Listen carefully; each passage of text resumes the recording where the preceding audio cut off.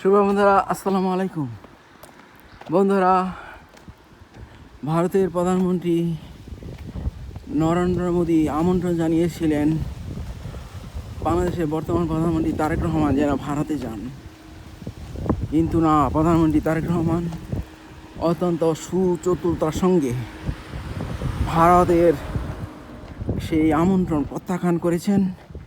তিনি গিয়েছেন মালয়েশিয়া, তিনি গিয়েছেন চীনে, কারণ তিনি জানতেন যে ভারতে গেলে হয়তোবা তার উপরে চাপিয়ে দেওয়া হবে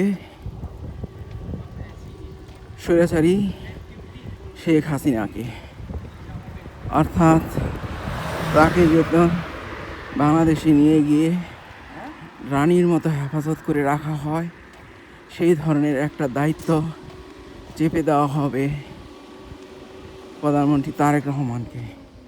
সেটা তিনি বুঝতে পেরেছিলেন। স্বৈরাচারী শেখ হাসিনা গত 16টি বছর ভারতের সরকারকে বাংলাদেশের ভিতরে বিভিন্ন ধরনের কুকর্ম করতে দিয়েছিল।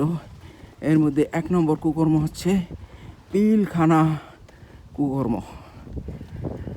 তারপরে বিভিন্ন ধরনের নাটক তো তারা করছেই।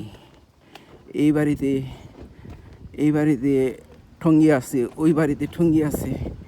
তারপরে কি হলিয়া আর্টিজান রেস্টুরেন্টের সেই ড্রামা, সেটাও ভারত সরকারের তৈরি করা সিনেমা।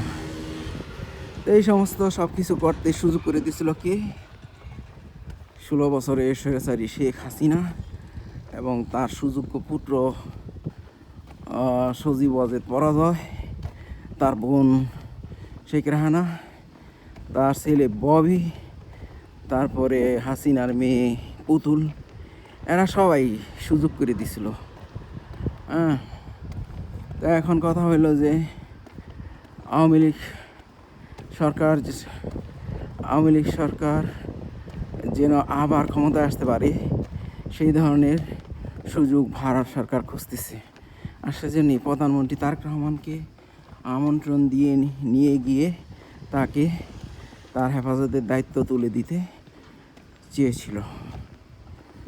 সেটা তারা এখনও চায়, কিন্তু প্রধানমন্ত্রী তারেক রহমান সুচতুরতার সঙ্গে সে টাকা প্রত্যাখ্যান করে গিয়েছেন তিনি মালয়েশিয়া এবং চীনে। ভারতকে বুঝতে হবে বাংলাদেশের জনগণ কি চায়।